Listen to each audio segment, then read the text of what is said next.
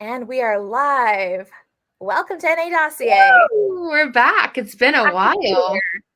I know, it's our first of the new year, isn't it? Yeah, we took a break, which was much needed. I am a Yes. big fan of taking a break from work and things. Me too. But unfortunately, January has not been a break. Um, It's been so crazy. Dry January, as you can probably imagine, is the Olympics for this industry. Hopefully, the interest continues throughout the year, but this is when it's most concentrated. So, um, that being said, I just want to quickly introduce myself and then hand it over to you, Haylee, and then we can do our little usual back and forth before we talk about our new brand that we're featuring. So, hi, everyone. My name is Laura Silverman. I am the founder of Zero Proof Nation, the nexus of NA, where you can find a lot of different resources on bottle shops, bars, beverages, and community all over the world. I'm based in the Washington, D.C. area, and I am 16 years booze free. I'm here with my co host, Haylee. Hi, guys. I'm out of practice. I'm like, wait, what are we doing I here? know, I'm doing a thing. I'm trying to think. Our intro. Hi, guys. I'm Haylee. I am the co-founder of Super Cult, which is a CPG studio where we do brand design, brand strategy, package design, and photography. I am a mindful drinker and super excited to chat today with Altitude. Yes, Altitude Beverages are our special guest today, and we'll go into that in just a second. But I wanted to ask you a question, Haylee. So you are a branding and design gal, and I'm curious. Well, I'm gonna just find my question in a second. It is so when you're thinking about branding, what is the most important aspect of branding that beverage brands need to consider either when they're initially starting out or when they're considering a brand refresh? What have you been seeing? Yeah, there's a lot of talk around branding, what it means, and all the elements you need within a brand. There are things like the mission statement, vision statement, positioning, competitor analysis, all of that stuff. But I think if you boil it down and keep it simple, the most beneficial thing for a CPG brand or a bev brand starting out is to find their position in the marketplace, looking at competitors. Where is there a gap? What's needed? And then learning how to tell your story. So we talk a lot about story here on NA Dossier, about brands that tell a story through, yes, of course, it's copywriting, but also color, photography, the way that we design the brand can bring the person into the customer, into their world. So I think when you're figuring out launching a brand, rebranding, you really want to touch on those core elements of positioning. What makes you different? Who are you? And what is the story you're telling?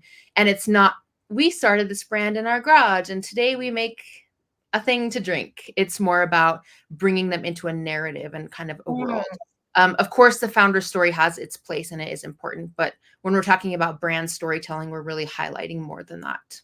That's a really interesting point because before I met you, I might have thought that the story that brands tell is their story and how they got started, which I love and will always love knowing what's a brand's why. I think that's always going to be really, really important to me and to a lot of consumers like me. But you're right, there's a difference between that and then having an actual story that the brand tells. And Right. And I think like I said, I think there's room for both to be involved. Like the founder story is important, the why of the founder is important, but how do they overlap and how can you tell a story that gets the consumer engaged? Because that's who we're selling to. We're selling to the consumer. They don't want to hear all about like, and I did this on my journey. That is important. Again, I don't want to say it's not important, but brand storytelling when we're talking about brand identity and brand strategy is a little bit different than that founder narrative. I want to ask you a question. yes. What are your top 3 recommendations for brands looking to cultivate community in general? Top 3 recs. Okay. Well, this is a great question.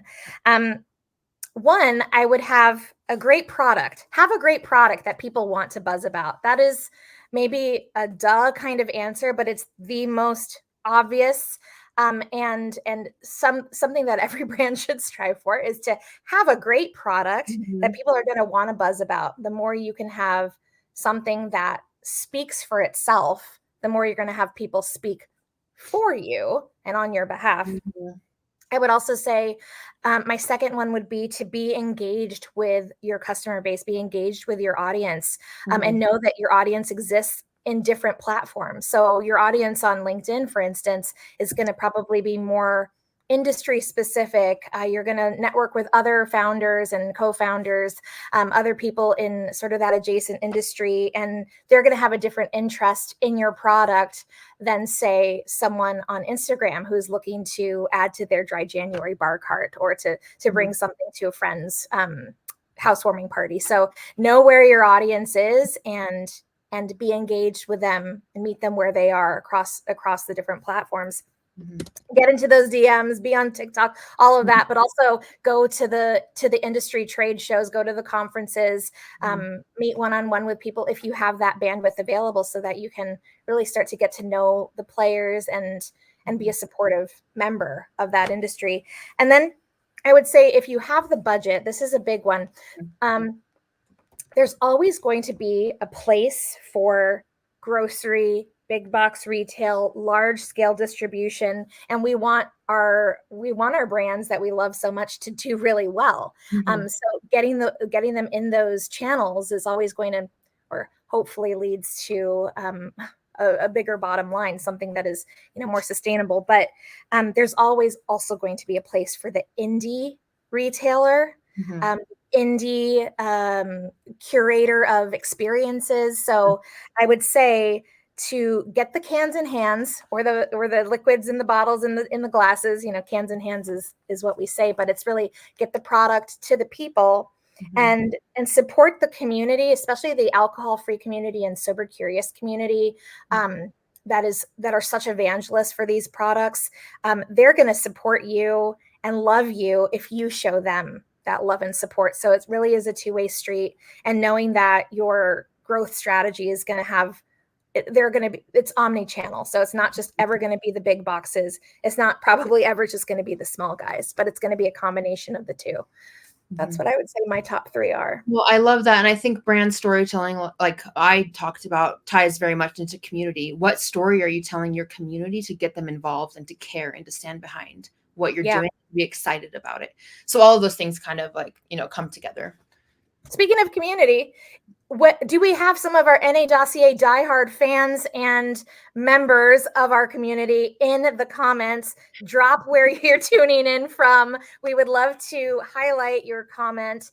I can't monitor LinkedIn right now, so you're going to have to actually put a comment in the chat so that we can blow it up. But tell us where you're calling in from, and if you've had altitude yet, because we're about to talk altitude. Right, I'm ready if you are. Okay, so just got my altitude bev.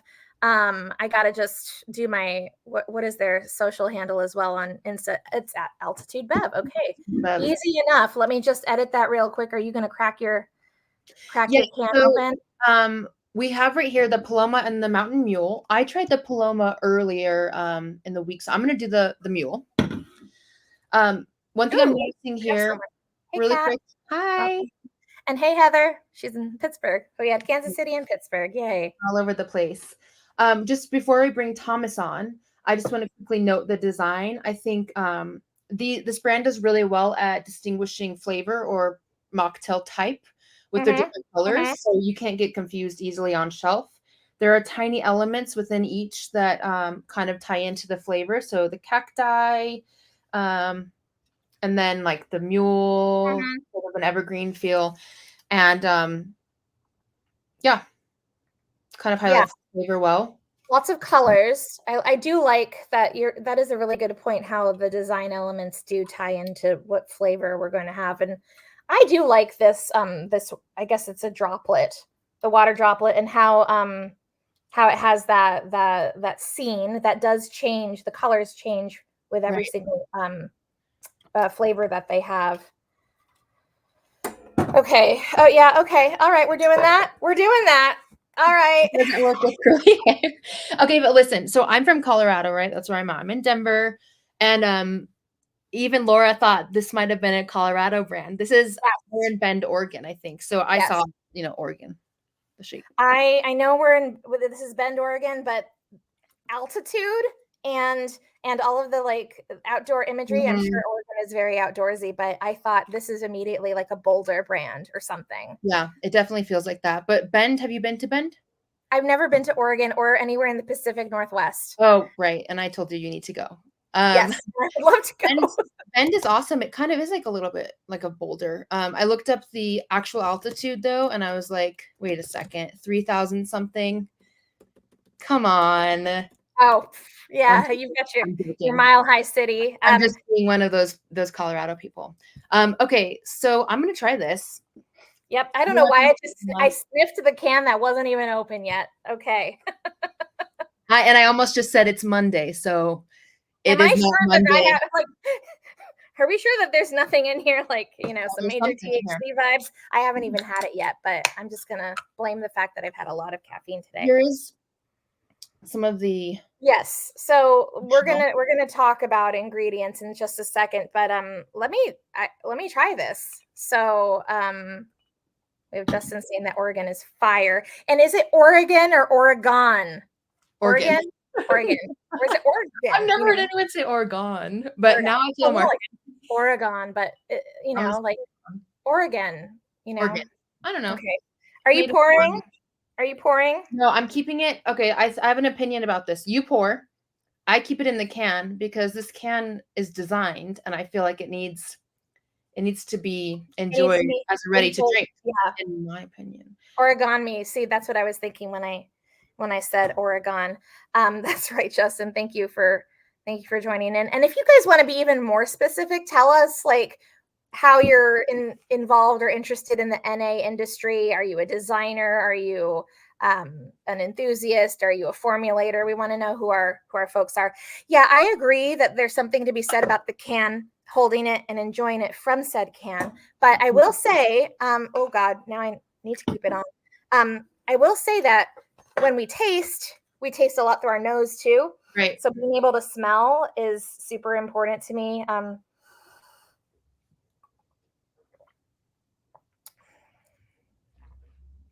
That's good.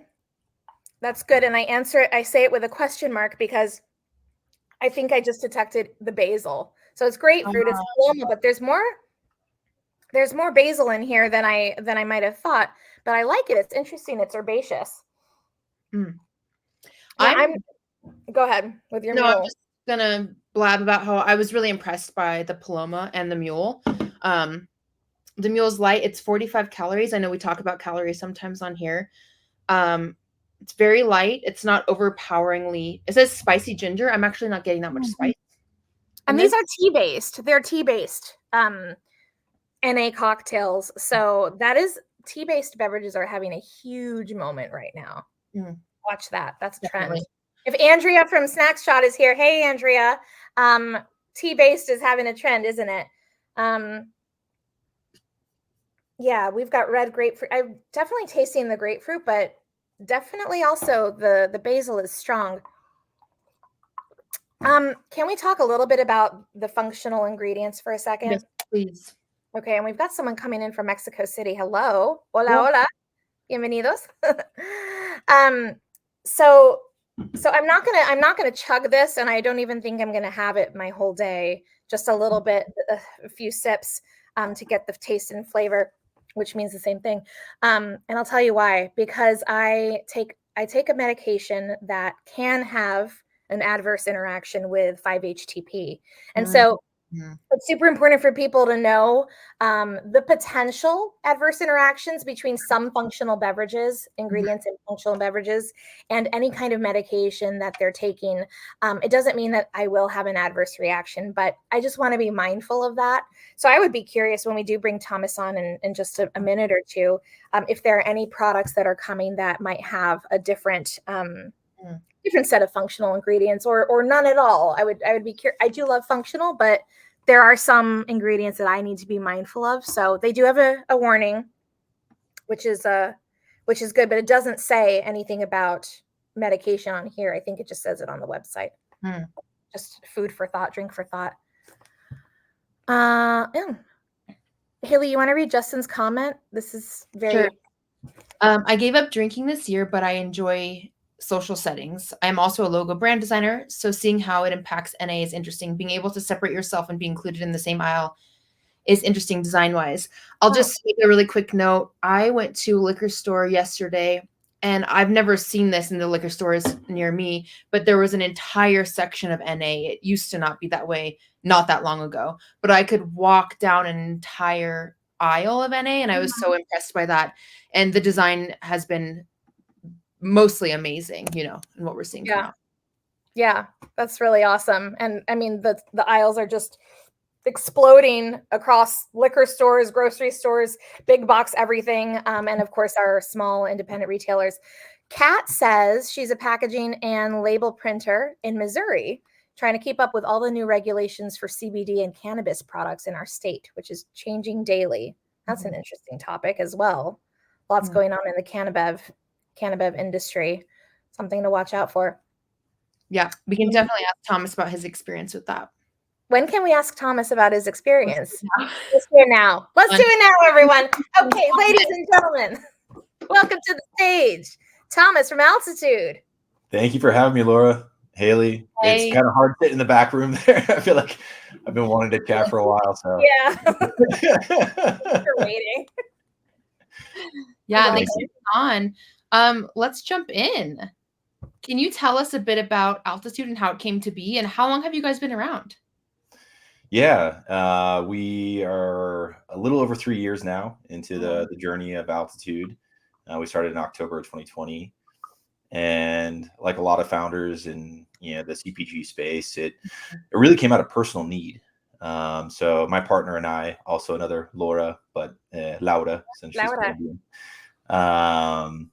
Yeah, we had a major reevaluation of our relationship with alcohol through the pandemic. We had already kind of been on that journey, and we did our first Dry January in 2019. But it was really the pandemic that we kind of had this realization of, hey, maybe alcohol isn't conducive to doing the things that we want to do. Right? We're big, athletic, active, outdoor lifestyle people. And we started to realize that, hey, like even having like 2 beers on a Friday is really keeping us from, waking up early and going hiking or, go mountain biking. So we took a big temperance break in the summer of 2020, and really couldn't find a lot of options. Back in 2020, it was not as, and I know Laura's laughing because we talked about this, being 16 years sober. She's seen the darkest of the dark times of the NA space. But even in 2020, it was really just non-alcoholic beer. And as people who never really ever drank beer for the flavor, it didn't necessarily sort of meet that desire that we were seeking, that real social beverage. And at the same time too, I know you guys have talked a little bit about functional ingredients. We had just repatriated from living abroad for a few years and came to a world where, a lot of our close friends and family were talking about functional mushrooms and CBD and ashwagandha, rhodiola. And, it was kind of this moment of, all right, well, what are these things and why are you taking them? And one of the things that we learned was some of these functional ingredients actually kind of help calm, relax you. And for us, we thought, well, that sounds like an unwind. And that was really a lot of the reason why we would reach for a glass of wine or a cocktail, especially during the week, was that, hey, it's 5 o'clock, right? It's time to sort of, signal to the body, like it's time to wind down. And so we just started playing around in our kitchen, like a lot of CPG founders, and had that moment where it was like, actually what we're making tastes pretty good. Should we, should we start a business? And so we moved to Bend, Oregon in fall of 2020 and just started figuring out, how do you start a beverage brand? How do you, manufacture it? How do you get it to market? And my goodness, it's been quite the roller coaster over the last 3 years, but happy to say we're still here. Does Bend inform the brand is in sort of the imagery, and do you also like Colorado? Yeah, no, 100%. I mean, I think there's a lot of parallels between Central Oregon, Bend, where we're at, and especially Boulder. I think It's very active outdoor lifestyle. I mean, we're here at the base of the Cascade Mountain Range. I mean, from our door to Mount Bachelor Ski Resort is 30 minutes. And I think, we moved to Bend for two reasons. One, from a business perspective, it is this little beverage incubator, kind of similar to Boulder being a consumer packaged good incubator. Now, traditionally speaking, here in Bend, it certainly is the beer world. I mean, you have Deschutes Brewery, which was one of the kind of OG craft breweries in the 80s, still independent today. But you also have Hum Kombucha, which I know has been in the news recently with their acquisition. And so it's only a town of 100,000 people. You have all these really big brands, all these great beverage companies. And so for us, it was this great little incubator, this place where as people without, CPG nor beverage experience to really kind of come into a community that's very welcoming and, accelerate through that learning curve of figuring out, how do you start a beverage brand? But, to your question, Laura, about, does it inform our brand? 100%. I mean, I think for us, the way that we view the non-alc space and our beverages, it's less of anti-alcohol. It's more pro, what are those things that you want to do?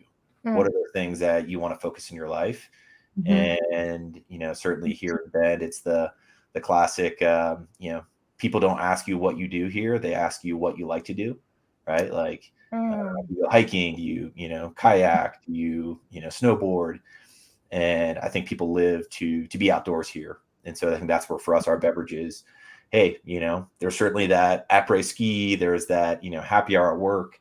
But you want to go wake up and go do something cool the next morning. So why not have something that enables you to do that, enables you to go and, focus on your passions and invest in yourself as opposed to kind of deplete your battery before you even get out there. Right. I like the not focused on lack, like non-alcoholic. I can't drink. I don't drink, rather than, or, changing the emphasis to what can I do and how does it improve my life, to be more mindful about what I consume. I have a question about your line. So you have a latte side and then you have the mocktail side, and they're kind of in the same branding. They look a little bit different. The mocktails are a bit brighter and then the lattes are a bit more creamy in color. Can you talk quickly on the pitfalls and benefits of having two different kinds of companies in one, in a way? 100%. Yeah. So we are very bold and audacious founders. And so from the onset, we had this ambition to tackle both routines for most people, right? Morning routine and evening routine. And that's where the kind of the lattes came into the picture of this idea of energy without the jitters, utilizing those same array of functional ingredients to basically start your day well. And so that was actually our very first product line that we launched. And great product. We actually launched nationally with Sprouts Farmers Market with that line back in summer 2021. Learned a whole lot about being a bootstrap brand going national. But we also learned, that it's very challenging to, one, be in that category, but two, as a brand, to try to fit, a lot of different routines, different type of consumers, different type of, reasons why they're drinking the beverage under one brand. And so, yeah, I've officially discontinued that line. We're in process now of really, kind of unraveling that and doubling down on our alcohol alternatives. And I think, other than the business side of things and how expensive a product and how much we stretch ourselves with that product line, I think really what's informed us is both our own personal story and then also our consumers. What we learned with this, with this consumer set that drinks our mocktails is, they're passionate about it, right? And don't have an existing routine per se. Whereas with the lattes, people are very ritualistic with their routine. Whether they, have their $5,000 espresso machine, their favorite, $40 French press, or their favorite, local coffee shop haunt, right? People, in terms of getting them to change their daily habits around, whether that's coffee, tea, or whatever it may be, very, very hard. Whereas with, the evening, that alcohol alternative, um, most people aren't making craft mocktails at home, right? Not that that's not changing, and there's wonderful options out there, and people are starting to, change those things. But I think just as much as somebody would reach for, a can of beer or a glass of wine, we wanted to have that thing that was simple and easy. And those consumers, I mean, my goodness, I mean, it's been amazing, the sort of feedback and the impact we've been able to have with this. In the 2 years since we've had this product line, we've catered 4 weddings. Wow. People who are either sober or sober curious and really wanting to have options available because they feel like, hey, like it's our special day and we don't necessarily want to have it, surrounding alcohol. I mean, phenomenal, right? We never had anything like that with the lattes, no matter how amazing that product was. And, people definitely liked it. It just, I think, from a brand perspective, instead of marketing to features and benefits, it's marketing to the heart, right? It's marketing to something that really impacts people at a much more profound level than just, does it taste good, or, is it more calories or less calories? Yeah. I want to ask Thomas something before we get into, you said you were doubling down on the non-alc alternatives, and maybe there's some new formulations or new products coming, but in all of 2023, what has been sort of your most exciting sort of meeting the community where they are? Have you done activations at like festivals and concerts? Like where have you found your most rabid fans? 100%. And that's where for us now, 100% of our marketing budget goes towards what we consider our bottom of the funnel, which is events. And that can be anything from 5Ks, half marathons, concerts, you name it. I think the most significant, both in terms of our investment of time, money, energy, but also, kind of reciprocated in terms of, the community. We were a sponsor for the Day In, Day Out music festival in Seattle this past summer. Wonderful lineup, 2-day festival at the Seattle Center. And it was phenomenal to see the amount of people who would just come up, 4 or 5 times during the day, and just be like, thank you for being here. Like, we love to come to concerts, we love to come to festivals. And usually, like, it's just bottled water, maybe you have soda or kombucha, but hardly ever are there, things that are interesting, that taste good, that, are targeted as like an alcohol alternative.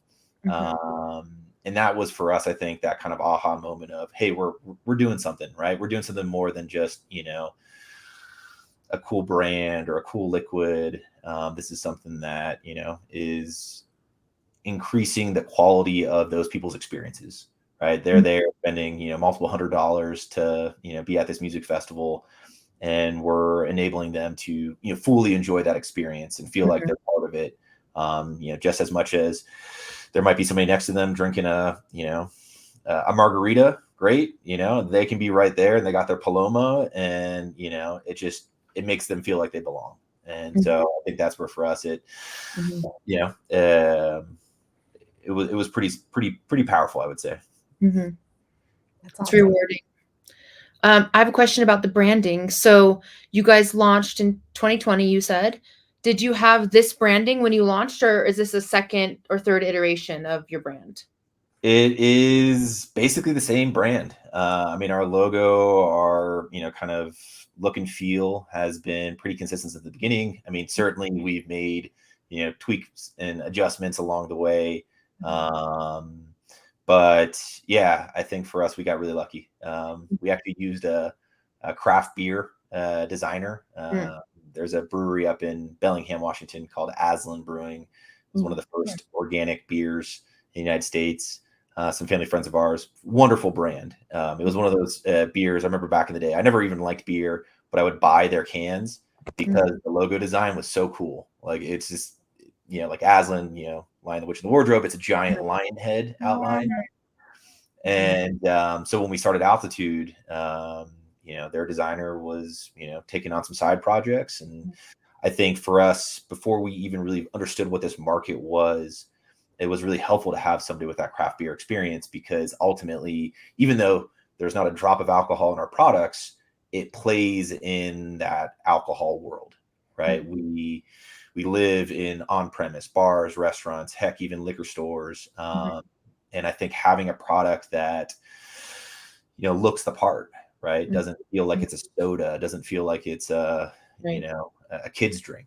And I think that's where from day one, having that kind of craft beer mentality into it has really, has certainly we like it. I think, consumers like it as well. But yeah, we got lucky. Nice. Do you have a question, Laura? Where is this? What is this Bend? Is this just a general horizon? And also, I will maybe to be a little bit spicy here, but has anyone ever said that they have trouble reading nutrition facts? Because there's a lot going on every can. Sure. It's a busy can. I think a lot of it does work beautifully, but it can be a little difficult to read some of the print. So have you heard that from other people, perhaps? Yeah, so to answer the first part, the logo, it is our background. So here at Bend, we're at the base of technically there's 7 peaks here, but right, to the east of us are the 3 sisters, Faith, Hope, and Charity, and then right through the middle of town we have the Deschutes River, which is the reason why Bend is called Bend, because it's at the bend in the river. So Bend used to be called Bend in the River. Shortened it because it sounds better. So yeah, it is our landscape, and it is beautiful. And Laura, you should come out here. It is absolutely wonderful. I would love to. And then, in terms of the can, it's hard, right? It's always hard to figure out, what you need to put on versus what you want to help to inform to the consumer. And certainly, to not dive too deep into it, but I know you talked a little bit about it before I got on in terms of CBD and cannabinoid oil, regulations. There's a few things that we have to put on there, or that we put on there out as an abundance of caution, including a QR code to our certificate of analysis that we do through a third party. To the disclaimer, not intended for pregnant, nursing, or minors. And so once you start to add some of those things in there, even with a 12-ounce sleek can, it becomes a little challenging. And so yeah, we've certainly had some feedback on the supplemental panel of being a little hard to read. So yeah, we're always taking feedback, and we're always figuring out how we can improve and ultimately make it a better product for our consumers. That's an easy fix too, the nutrition panel. Easy fix. Well, maybe we need your help, Haley. All right. All I'm going to tell you is let's make it a bit more bold and maybe do a solid in the back, a solid green. There we go. Done. I like it. Boom. Fixed. Sweet. Yeah. Do you have anything you want to share with beginning beverage founders, or is there anything that you want to share before we wrap up? Yeah, my number one advice for anybody getting into beverage, or for that matter, consumer packaged goods, is focus on your consumer first. Focus on who your audience is, whether that's through your liquid, through your brand, through your story, and go out there and start acquiring your customers. Right, go out there, build that relationship. But more importantly, go validate that they're willing to go and take hard-earned money out of their wallet and give it to you for your product. And it's pretty easy nowadays to do that. There's so many wonderful, even farmers markets. I know in terms of the NA world, so many wonderful bottle shops and places that are more than happy to support local brands and even do samplings and tastings, because it's an expensive, industry, especially. To start to scale up. And before you go out there and spend tens of thousands, even hundreds of thousands of dollars, start small and figure out what it is that is your distinctive advantage in terms of whatever that may be. But ultimately, does the consumer understand that? Because I think all too often, and certainly we were guilty of it at the beginning, is you fall in love with your own idea, your own brand. And by the time you bring it out to market and you start to get consumer feedback, You can feel a little defensive, and you're like, no, like, it's wonderful, it's great, it's my baby, right? My baby's beautiful. And then you hear somebody say that your baby's ugly, you don't want to hear it. Whereas if you start small and inform the building of your product, of your brand, based off of who your target demographic is, I think it'll get you to market, not even just faster, but hopefully more sustainable. Something that's a little bit more of a long-term, brand that's got staying power. Yeah, definitely. I have one closing question to ask, and that is, in one sentence, what is next for Altitude?